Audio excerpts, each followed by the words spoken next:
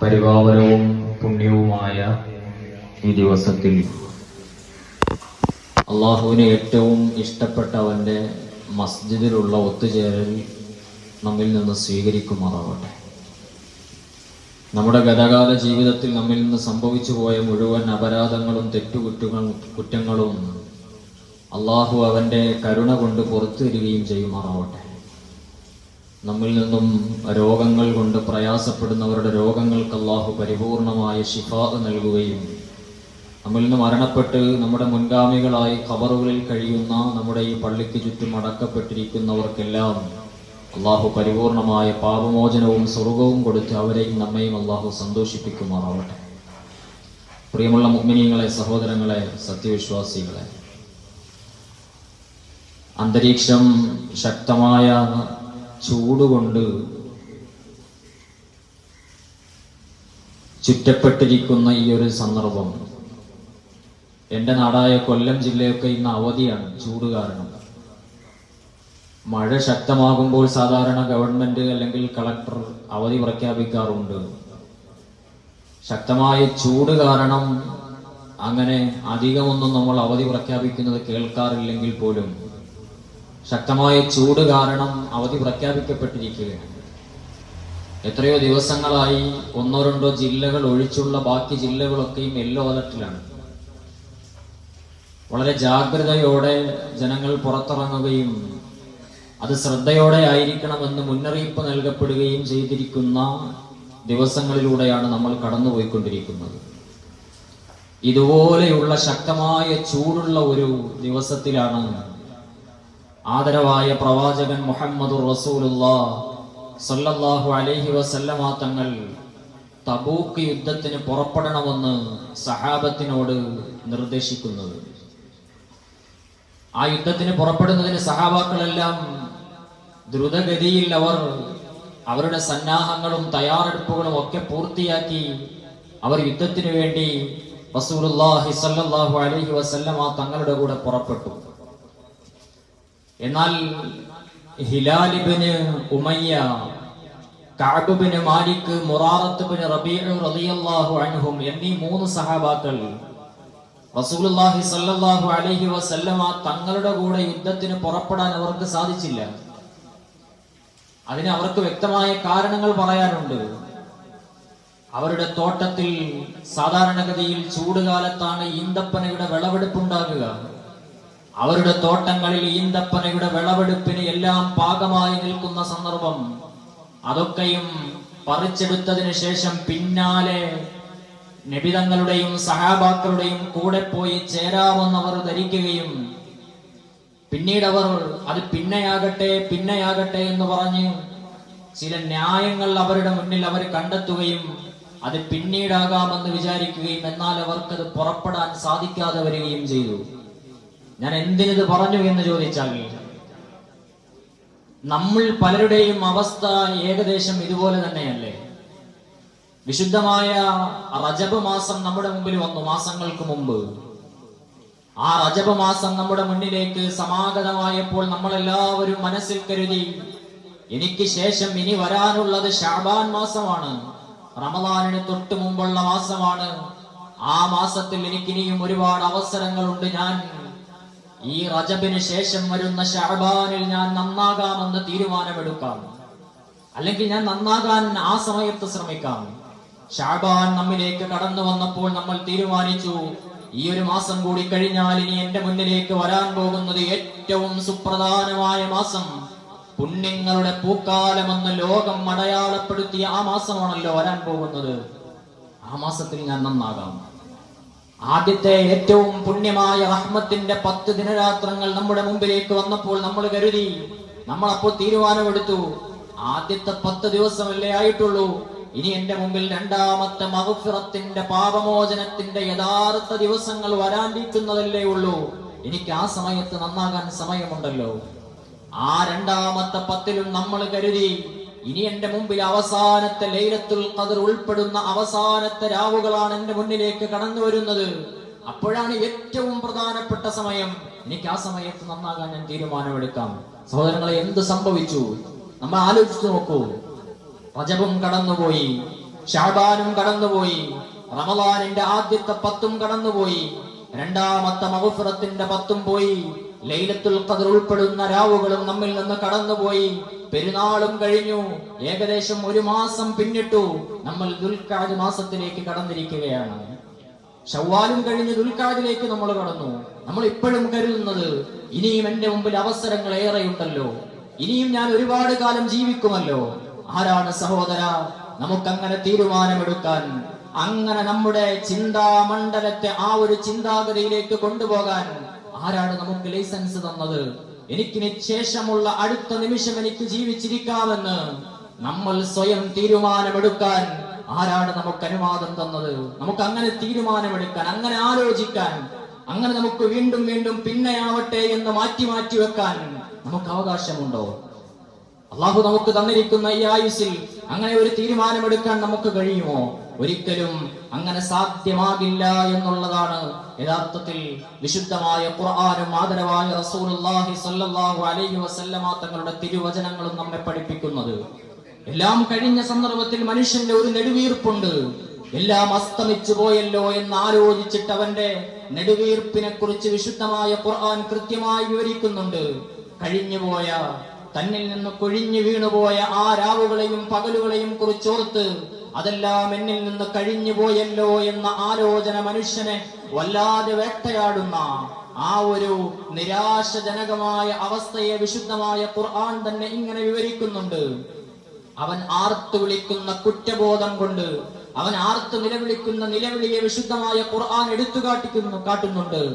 ഹത്താ ഇദാ ജാഅ അഹദഹുമുൽ മൗത്ത് ഖാല റബ്ബി ഇർജിഊൻ ലഅല്ലി അഅമലു സാലിഹൻ ഫീമാ തറക്ത് കല്ലാ كلمة هو قائلها ومن ورائهم برزخ إلى يوم يبعثون. വിശുദ്ധമായ ഖുർആൻ സൂറത്തുൽ മുഅ്മിനൂനിന്റെ ആയത്തുകളിലൂടെ വിശുദ്ധമായ ഖുർആൻ അല്ലാഹു ഓർമ്മപ്പെടുത്തുകയാണ്. മനുഷ്യന്റെ മുന്നിലേക്ക് അവൻ കഴിഞ്ഞുപോയ ജീവിതത്തെ കുറിച്ച് ആലോചിച്ച് പിന്നീടാകാമെന്ന് കരുതി മാറ്റിവെച്ച് അവസാനം അവന്റെ ജീവിതം അസ്തമിക്കുന്ന വേളയിൽ അവൻ പറഞ്ഞു പോകുന്ന രംഗത്തെ അള്ളാന്റെ വിശുദ്ധമായ ഖുർആൻ ഇപ്പോൾ തന്നെ നമ്മുടെ മുന്നിൽ വിവരിക്കുകയാണ്. ഹത്താ ഇദാ ജാഅ അഹദഹുമുൽ മൗത്ത്, മരണമെന്ന മഹാപ്രതിഭാസം അവന്റെ മുന്നിൽ കടന്നു വരുമ്പോൾ അവൻ പറഞ്ഞു പോകും, റബ്ബി ഇർജിഊൻ, അല്ലാ എന്നെ ഒന്നുകൂടി ഒന്ന് മടക്കി അയക്കാമോ, ലഅല്ലി അഅമലു സാലിഹൻ ഫീമാ തറക്, ഇനി ഞാൻ ഉപേക്ഷിച്ചിട്ട് പോയ കാലത്ത് ഞാനൊന്ന് തിരികെ പോയി എന്റെ ജീവിതത്തിൽ സൽക്കർമ്മങ്ങൾ മാത്രം ചെയ്ത് ഞാൻ മടങ്ങി വരാം അല്ലാ എന്ന് അള്ളാഹുവിന്റെ മുമ്പിൽ അവൻ നിലവിളിക്കുമെന്ന് ഖുർആൻ. എന്നാൽ അള്ളാഹു തിരിച്ചു പറയുന്ന മറുപടിയെയും ഇന്നേ നമ്മുടെ മുന്നിൽ ഖുർആനിന്റെ വരികളായിട്ടുണ്ട്. കല്ലാ, ഏയ് നിന്റെ ഈ വർത്തമാനം എത്ര കാലം കൊണ്ട് ഞാൻ കേൾക്കുകയാണ്. വേണ്ട വേണ്ട, ഇങ്ങനെയുള്ള നിന്റെ വ്യാമോഹത്തിന്റെ വർത്തമാനം ഇനി എന്റെ മുന്നിൽ വേണ്ട. ഇന്നഹാ കലിമത്തുൻ ഹുവ ഖായിലുഹാ, ഇത് വെറുതെ നമ്മുടെ നാടൻ ഭാഷയിൽ പറഞ്ഞാൽ അല്ല പറയുന്ന രംഗം എങ്ങനെയെന്നറിയോ? ഇതവൻ വെറുതെ പറയുകയാണ്, ഇതവന്റെ വിടുവായിത്തം മാത്രമാണ്.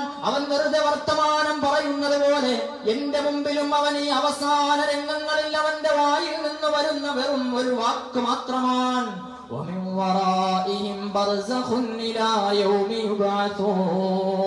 അവൻ തിരിച്ചറിയട്ടെ, ഇനി അവനെ പുനർജീവിപ്പിക്കപ്പെടുന്ന ദിവസം വരെയും അവന്റെ പുറകിൽ എറിഞ്ഞു വരാനിരിക്കുന്ന വലിയൊരു ബർസഖിയായ ലോകം അവന്റെ മുമ്പിലുണ്ട് എന്ന യാഥാർത്ഥ്യം അവൻ തിരിച്ചറിയട്ടെ എന്ന് ഖുർആൻ. കൃത്യമാണ് ഖുർആനിന്റെ വചനങ്ങൾ. അല്ലാഹു സുബ്ഹാനഹു വ തആല സംഭവിക്കാൻ പോകുന്ന യാഥാർത്ഥ്യങ്ങളെ എത്ര കൃത്യമായി നമ്മുടെ മുന്നിൽ വരച്ചിടുകയാണ്. ഫയഖൂൽ, സാധാരണ ജുമാ ദിവസങ്ങളിലൊക്കെ നാം ഓതി കേൾക്കാറുള്ള സൂറത്തുൽ മുനാഫിഖൂന്റെ അവസാന വാചകങ്ങൾ ശ്രദ്ധിക്കാറില്ലേ? എന്താണ് അല്ലാഹു ആ വചനങ്ങളിലൂടെ നമ്മെ ഓർമ്മപ്പെടുത്തുന്നത്? റബ്ബിനൗലാ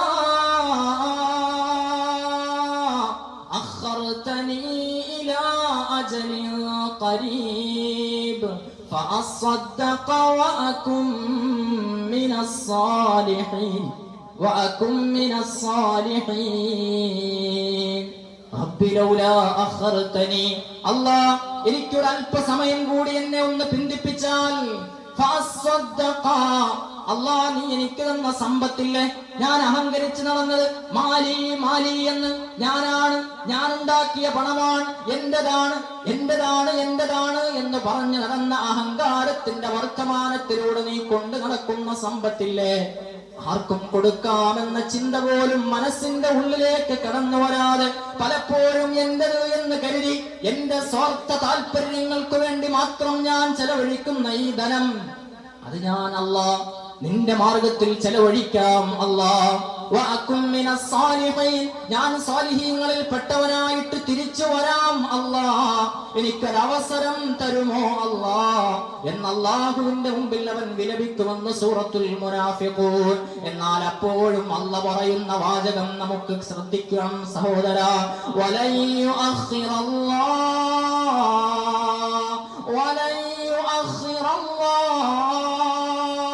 നഫ്സൻ ഇദാ ജാഅ അജലുഹാ വല്ലാഹു ഖബീറും ബിമാ തഅമലൂൻ. ഇല്ല ഒരാത്മാവിനും അല്ലാഹു അവന്റെ നിശ്ചയിച്ച സമയത്തിനപ്പുറം ഒരു സെക്കൻഡ് പോലും പിന്നീട് അവനെ പിന്തിപ്പിക്കുക സാധ്യമല്ല എന്നവനോട് പറയൂ നബിയേ മുഹമ്മദുർ റസൂലുള്ളാഹ് സ്വല്ലല്ലാഹു അലൈഹി വസല്ലം. ശുദ്ധ ഖുർആൻ നാം ഓതി കേൾക്കുന്ന ആയത്തുകളാണ്. ഈ ആയത്തുകൾ നാം കേൾക്കുമ്പോൾ നമ്മുടെ ഉള്ളിലേക്ക് കടന്നു വരണം.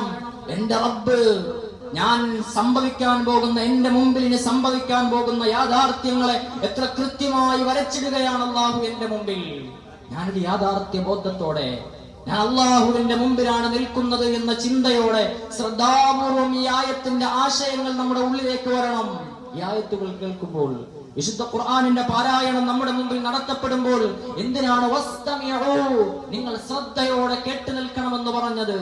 ഖുർആൻ പറഞ്ഞത് അങ്ങനെയാണ്, ശ്രദ്ധയോടെ കേട്ടു നിൽക്കണം.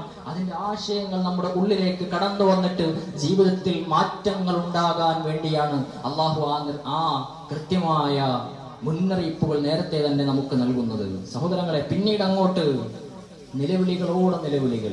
വിശുദ്ധ ഖുർആൻ എത്ര ആ നിലവിളികളെ അടുക്കും ചിട്ടയോടെ വിശുദ്ധ ഖുർആൻ കൈകാര്യം ചെയ്യുന്നുണ്ട്. മനുഷ്യൻ അങ്ങോട്ട് പിന്നെ സംഭവിക്കാൻ പോകുന്ന അവന്റെ നിലവിളികളെ ഖുർആൻ എടുത്തുദ്ധരിക്കുന്നുണ്ട്.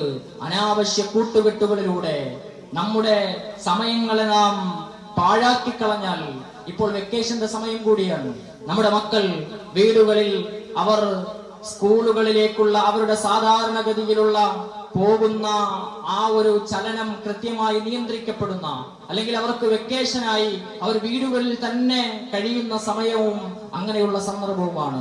ആ സമയത്ത് നാം നമ്മുടെ സമയങ്ങൾ നഷ്ടപ്പെട്ടു പോകാതെ, അനാവശ്യമായ കൂട്ടുകെട്ടുകളിലേക്ക് നമ്മുടെ മക്കൾ പെട്ടുപോകാതെ നാം സൂക്ഷിക്കേണ്ടതുണ്ട്.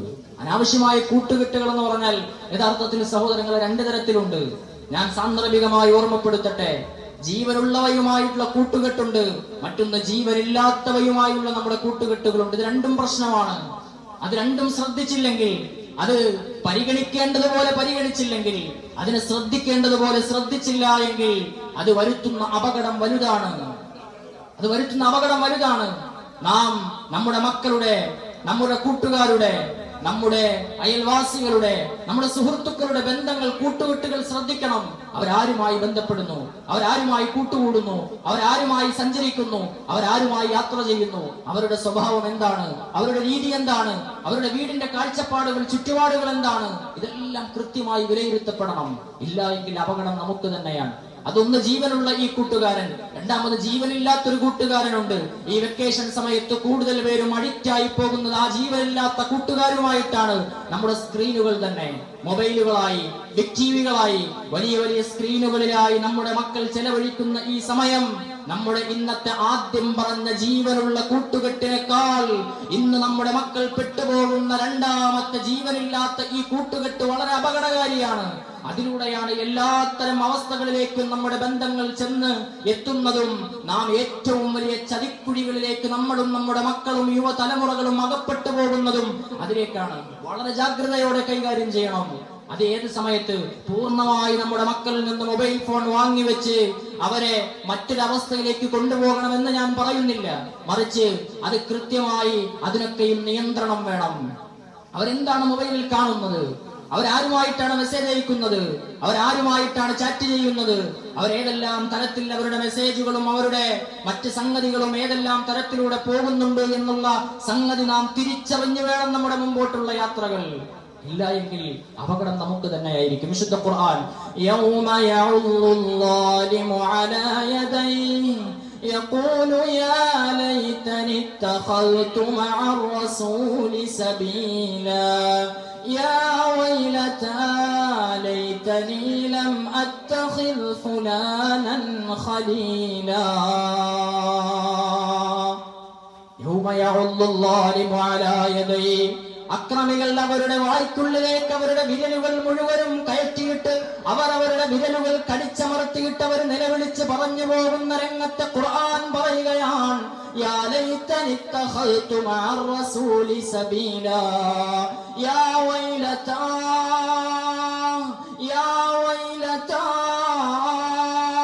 ലൈതനി ലം അത്തഖിദ് ഫുലാനൻ ഖലീലാ. ഇന്ന കൂട്ടുകാരനുമായി കൂട്ടുകെട്ട് വേണ്ടായിരുന്നു അല്ലാ, ഈ കൂട്ടുകെട്ട് എന്നെ ഈ ഒരു അവസ്ഥയിലേക്കാണ് കൊണ്ടെത്തിക്കുന്നത് എന്ന് ഞാൻ അറിഞ്ഞിരുന്നില്ലല്ലോ അല്ലാ, ഞാൻ ഇതിലേക്ക് പെട്ടുപോയതാണ് അല്ലാ എന്ന ആ സമയത്ത് അവന്റെ വിരലുകൾ വായ്ക്കുള്ളിലേക്ക് കടത്തിവെച്ചിട്ട് അവൻ നിലവിളിക്കുമെന്ന്, അവൻ സ്വയം അവനെ തന്നെ ശപിക്കുമെന്ന്. യാ വൈലതാ, എനിക്ക് വന്ന നാശമേ, ഇതെന്തൊരവസ്ഥയാണ്, ഞാനിത് അറിഞ്ഞില്ലല്ലോ എന്ന് പറഞ്ഞവൻ വിലപിക്കുമെന്ന് സ്വയം ശപിക്കുമെന്ന് ഖുർആൻ. സ്വയം ശപിക്കും. സൂറത്തുൽ ഫുർഖാൻ അല്ലാഹു സുബ്ഹാനഹു വ തആല പറയാൻ അവൻ സ്വയം അവനെ തന്നെ ശപിച്ച രംഗത്തെ കുറിച്ച് ഓർത്തവൻ പരിതപിക്കുമെന്ന് ഖുർആൻ. സഹോദരങ്ങളെ, ഇനിയോ അങ്ങോട്ടേക്ക് പിന്നീട് അവനെ ഈ രംഗങ്ങളെ പരമാവധി ഉപയോഗപ്പെടുത്തുന്നതിന് പകരം അവൻ അനാവശ്യമായി ദുനിയാവിന്റെ ജീവിതത്തെ കൊണ്ട് നശിപ്പിച്ചു കളഞ്ഞതിന് നാളെ അള്ളാഹു അവനെ നരകമെന്ന മഹാകുണ്ടിലേക്ക് വലിച്ചെറിയപ്പെടുമ്പോൾ അവൻ ഓർത്തു പോകുന്ന രംഗത്തെയും സൂറത്തുൽ ഫജ്റിന്റെ അവസാന ഭാഗങ്ങളിൽ അള്ളാഹു വിവരിക്കുന്നുണ്ട്. വജീഅ യൗമഇദിൻ ബിജഹന്നം യൗമഇദിൻ യതദക്കറുൽ ഇൻസാൻ വഅന്നാ ലഹുൽ ദിക്റാ. നരകം അവന്റെ മുമ്പിലേക്ക് കൊണ്ടുവരപ്പെടുന്നു. യൗമഇദിൻ യതദക്കറുൽ ഇൻസാൻ വഅന്നാ ലഹുൽ ദിക്റാ യഖൂൽ യാ ലൈതനി ഖദ്ദംതു ലിഹയാതി.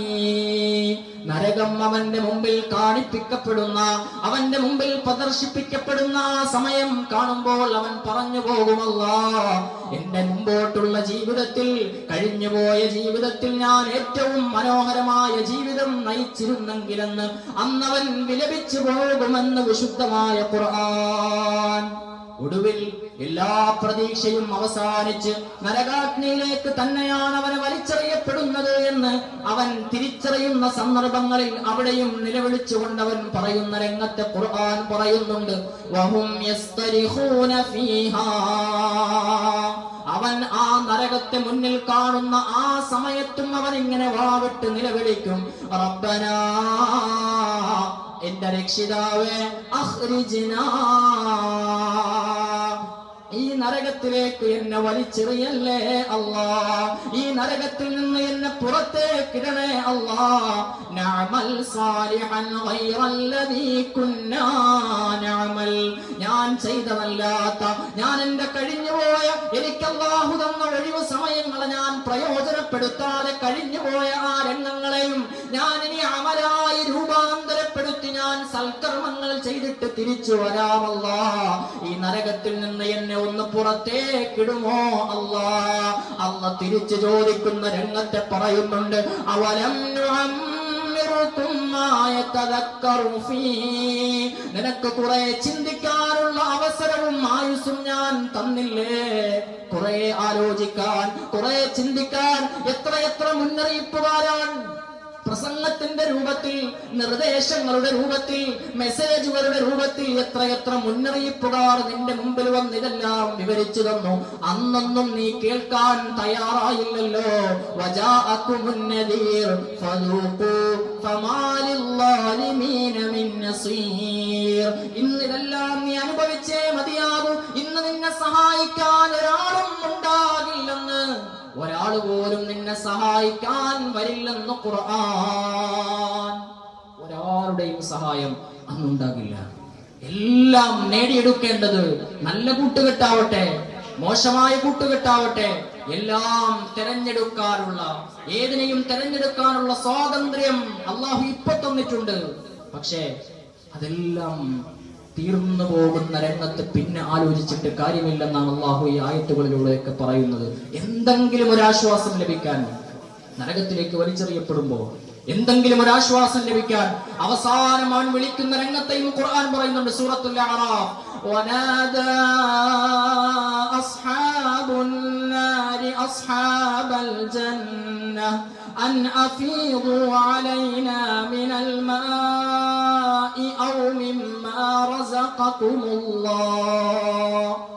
അല്ലാഹു സുബ്ഹാനഹു വ തആല പറയുകയാണ്, നരകത്തിൽ കിടക്കുന്ന ഈ മനുഷ്യൻ സ്വർഗത്തിൽ കിടക്കുന്ന തന്റെ ബന്ധുക്കളെ അന്ന് കണ്ടിട്ട് അവിടെ നിന്ന് അവരോട് വിളിച്ചു പറയുമത്രേ, അൻ അഫീദു അലൈനാ മിനൽ മാ. ആ സ്വർഗത്തിൽ നിന്ന് ഒരു തൊട്ടി വെള്ളം കോരി ഈ ചൂടൊന്ന് ശമിക്കാൻ, ഈ ചൂടിൽ ഒരു അല്പം ശമനം ലഭിക്കാൻ ഒരു തൊട്ടി വെള്ളം കോരി നമ്മുടെ ദേഹത്തേക്ക് ഒഴിച്ചു തരാമോ? അവർ പറയും, ദുനിയാവിൽ ബന്ധുക്കളായിരുന്നു, ദുനിയാവിൽ കൂട്ടുകാരായിരുന്നു, ദുനിയാവിൽ എല്ലാത്തിനും കൂടെ നടന്നവരായിരുന്നു. അന്ന് അവർ പറയുന്ന രംഗത്തെ ഖുർആൻ പറയുകയാണ്, ഖാലൂ ഇന്നല്ലാഹ ഹറമഹുമാ അലൽ കാഫിരീൻ.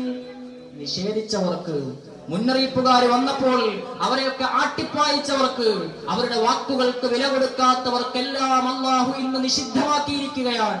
നിങ്ങൾക്ക് ഇതൊന്നും കിട്ടാൻ പോകുന്നില്ല.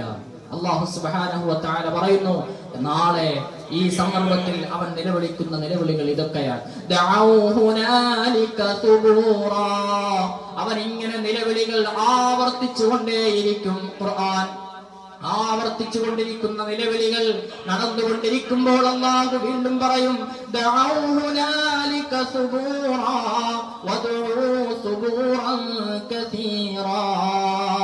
ഒരു നിലവിളിയാക്കണ്ട, എത്ര വേണോ നിങ്ങൾ നിലവിളിച്ചു കൊള്ളുക. എത്ര നിങ്ങൾ നിലവിളിച്ചാലും ഇവിടെ ഇനി നിങ്ങൾക്ക് യാതൊരു രക്ഷയും കിട്ടാൻ പോകുന്നില്ല. അവസരങ്ങളെല്ലാം തീർന്നുപോയി. ഇന്ന് നിങ്ങളുടെ നിലവിളികൾ കേൾക്കാൻ മലക്കുകൾക്ക് പോലും അവരുടെ ചെവി കൊണ്ട് അവർ കൂർത്തിരുന്ന് കേൾക്കാൻ അവർക്ക് സാധ്യമല്ല. അവരുടെ ചെവികൾക്കിടെ എല്ലാവരുടെയും കേൾവി ശക്തിയെ അല്ലാഹു എടുത്തു മാറ്റിയിരിക്കുകയാണ്. നിങ്ങളുടെ നിലവിളി കേൾക്കാൻ അവർക്ക് സാധ്യമല്ല എന്ന് അല്ലാഹു തിരിച്ചു പറയുമെന്ന് ഖുർആൻ. ഒന്നും കേൾക്കാൻ സാധ്യമല്ല. നിലവിളിച്ചോ, എത്ര വേണോ നിലവിളിച്ചോളൂ, അല്ലാഹു നിങ്ങളുടെ നിലവിളികൾ കേൾക്കില്ല.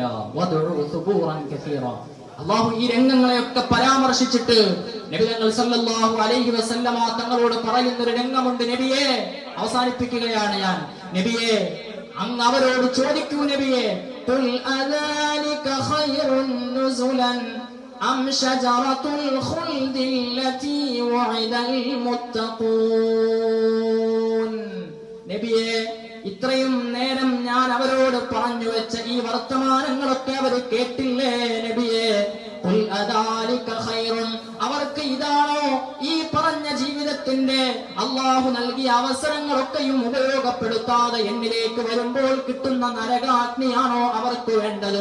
അതോ ഞാൻ അവർക്ക് കൊടുത്ത ആരോഗ്യം, ഞാൻ അവർക്ക് കൊടുത്ത സമയം, ഞാൻ അവർക്ക് കൊടുത്ത സമ്പത്ത്, ഞാൻ അവർക്ക് കൊടുത്ത ഈ ദുനിയാവിൽ കൊടുത്ത അവസരങ്ങളെല്ലാം ഉപയോഗപ്പെടുത്തിയിട്ട് നാളെ പരലോകത്തെ കാലാകാലത്തെ ജീവിതം രക്ഷപ്പെടുന്നതിന് വേണ്ടി, എന്റെ തൃപ്തിയും പൊരുത്തവും അവർക്ക് കിട്ടുന്നതിന് വേണ്ടിയുള്ള സ്വർഗത്തിന്റെ കാലാകാലത്തെ ജീവിതമാണോ ഏതാണോ അവർക്ക് വേണ്ടത് എന്ന് നബിയെ അവരോട് ചോദിക്കൂ റസൂലേ സല്ലല്ലാഹു അലൈഹി വസല്ലം. നബി തങ്ങളോട് അല്ലാഹു പറയാണ്, ചോദിക്കൂ അവരോട് ഏതാണ് അവർക്ക് വേണ്ടത് എന്ന്. സഹോദരങ്ങളെ, അതുകൊണ്ട് സ്വർഗമാണ് നമുക്ക് വേണ്ടത് എങ്കിൽ, നമുക്ക് വേണ്ടത് അതാണ് എങ്കിൽ, അല്ലാഹുവിന്റെ ലിഖാ ആണ് നമ്മുടെ പ്രതീക്ഷയെങ്കിൽ, പടച്ച റബ്ബിലേക്ക് എത്തിപ്പെടലും അവനെ കാണലുമാണ് നമ്മുടെ ആഗ്രഹമെങ്കിൽ, അവന്റെ തൃപ്തിയും പൊരുത്തവുമാണ് നമ്മുടെ ലക്ഷ്യമെങ്കിൽ, അവസാനം കലിമ ചൊല്ലി മരിച്ച് സ്വർഗത്തിലേക്കും അതിനുശേഷമുള്ള പടച്ചവനെ കാണലിലേക്കുമാണ് നമ്മുടെ ആഗ്രഹമെങ്കിൽ, നമ്മുടെ മുമ്പിൽ അവസരം തീർന്നിട്ടില്ല. നമ്മുടെ മക്കൾക്ക് ഈ വെക്കേഷൻ എന്ന് പറയുന്ന സമയം വളരെ വിലപ്പെട്ട സമയമാണ്. ആ സമയങ്ങൾ ദീനിയായ ചുറ്റുപാടിൽ നമ്മുടെ മക്കളുടെ സമയം ചെലവഴിക്കുന്നതിന് വേണ്ടി നാം വഴികൾ കണ്ടെത്തണം. നമ്മുടെ പള്ളികൾ സജീവമാണ്, നമ്മുടെ മക്കളെ പള്ളികളിലേക്ക് പറഞ്ഞയക്കണം. നമ്മുടെ മദ്രസ സിസ്റ്റം കൃത്യമായി പ്രവർത്തിക്കുന്നുണ്ട്, ആ മദ്രസകളിലേക്ക് നമ്മുടെ മക്കളെ പറഞ്ഞയക്കണം. അതുകൊണ്ട് ഒഴിവ് സമയങ്ങളെ പരമാവധി പ്രയോജനപ്പെടുത്തി നാമും നമുക്ക് അല്ലാഹു തന്നിരിക്കുന്ന ഈ അവസരങ്ങൾ പരമാവധി പ്രയോജനപ്പെടുത്തി ഇനി ഒരു അവസരം കിട്ടില്ല എന്ന ഉറച്ച ബോധ്യത്തിൽ നമ്മുടെ മുമ്പിൽ ഓരോ ദിവസവും എത്ര ആംബുലൻസുകളാണ് ചീറിപ്പാഞ്ഞ് നമ്മുടെ മുന്നിലൂടെ പോകുന്നത്. അതൊക്കെ നമുക്ക് പാഠമാകണം. എത്ര രോഗികളാണ് നമ്മുടെ കൂടെ കഴിഞ്ഞ റമദാനിൽ ഉണ്ടായിരുന്നവർ, എത്രയോ പേര് ഈ റമദാനിൽ നമ്മുടെ കൂടെ ഉണ്ടായിരുന്നില്ല. കഴിഞ്ഞ വർഷങ്ങളിൽ നമ്മുടെ കൂടെ ഉണ്ടായിരുന്നവർ എത്രയോ പേര് ഇപ്പോൾ അവരൊക്കെയും ഖബറുകളിലാണ്. അതുകൊണ്ട് അവരാരും കരുതിയിരുന്നില്ല. വാൽപ്പാറ അപകടത്തിൽ സ്കൂളിൽ നിന്ന് ടൂർ പോയി അവിടേക്ക് എത്തപ്പെട്ടവർക്ക്, അവരുടെ ജീവൻ നഷ്ടപ്പെട്ടവർക്ക് അവരാരും ചിന്തിച്ചിട്ട് പോലും ഉണ്ടാകില്ല ഞാൻ എന്റെ കലാലയങ്ങളിലേക്ക് തിരിച്ചു വരില്ല എന്ന്, ഞാൻ എന്റെ അധ്യാപന ജീവിതത്തിലേക്ക് തിരിച്ചു വരില്ല എന്നവരാരും കരുതിയിട്ടുണ്ടാകില്ല. വെടിക്കെട്ട് അപകടം നടന്ന് കത്തിക്കരിഞ്ഞ് ചമ്പലായി പോയ സഹോദരങ്ങൾക്ക്, എല്ലാവരുടെയും കുടുംബങ്ങൾക്ക് പടച്ചവൻ ക്ഷമിക്കാനുള്ള കരുത്ത് പകരട്ടെ. അവരാരും കരുതിയിട്ടുണ്ടായിരുന്നില്ല ഞാൻ ഇനി എന്റെ അടുത്ത ദിവസം ഞാൻ പടക്കശാല തുറക്കുമ്പോൾ അതിലേക്ക് പോയി ഞാൻ അവിടെ പണിയെടുക്കാൻ ഞാൻ ഉണ്ടാവില്ല എന്നവരാരും കരുതിയിരുന്നില്ല. പ്രിയമുള്ളവരെ, നമ്മളെപ്പോലെ അവരും വലിയ വലിയ സ്വപ്നങ്ങൾ ബാക്കിയാക്കി. പക്ഷേ അല്ലാഹു സുബ്ഹാനഹു വ തആലയുടെ തീരുമാനം മറിച്ചൊന്നായിരുന്നു. അതുകൊണ്ട് എന്റെയും നിങ്ങളുടെയും സമയം ഏത് നിമിഷം അവസാനിക്കുമെന്നറിയില്ല. നമ്മുടെ വേണ്ടാത്ത ചിന്തകളൊക്കെ മാറ്റിവെച്ച് അല്ലാഹുവിനോടുള്ള ധിക്കാരവും പടച്ചവനോടുള്ള നമ്മുടെ വേണ്ടാത്ത ചിന്താഗതികളും ഒക്കെ ഉപേക്ഷിച്ച് ഈ ദുനിയാവ് എന്റേതല്ല, ഞാനിവിടെ പരദേശിയായി വന്നവനാണ്, അല്ലാഹു എനിക്ക് തന്നിരിക്കുന്ന ഈ കുറഞ്ഞ സമയം പടച്ചവന് വേണ്ടി ജീവിച്ചു തീർത്ത് അല്ലാഹുവിന്റെ തൃപ്തി ആഗ്രഹിച്ചുകൊണ്ട് ഞാൻ അവരിലേക്ക് മടങ്ങണമെന്ന ചിന്തയിൽ ജീവിക്കാൻ അല്ലാഹു നമുക്ക് തൗഫീഖ് നൽകി അനുഗ്രഹിക്കുമാറാവട്ടെ. നാം കേട്ട കാര്യങ്ങൾ, നാം സംസാരിച്ച ഖുർആനും ഹദീസും ഒക്കെയും പടച്ചവൻ സ്വീകരിക്കുകയും അതിന്റെ പ്രതിഫലം നമുക്ക് ദുനിയാവിൽ നൽകുകയും നാളെ പരലോകത്ത് നൽകുകയും നമ്മുടെ ചിന്താഗതികൾക്കും ജീവിതത്തിനും ഒരു മാറ്റമുണ്ടാവുകയും ഇതൊക്കെ ഈ ഖുർആനും ഹദീസുകൾ കൊണ്ട് സാധ്യമാകട്ടെ എന്ന് ആത്മാർത്ഥമായി ആഗ്രഹിക്കുകയും ദുആ ചെയ്യുകയും ചെയ്യുന്നു. അല്ലാഹു നമ്മെ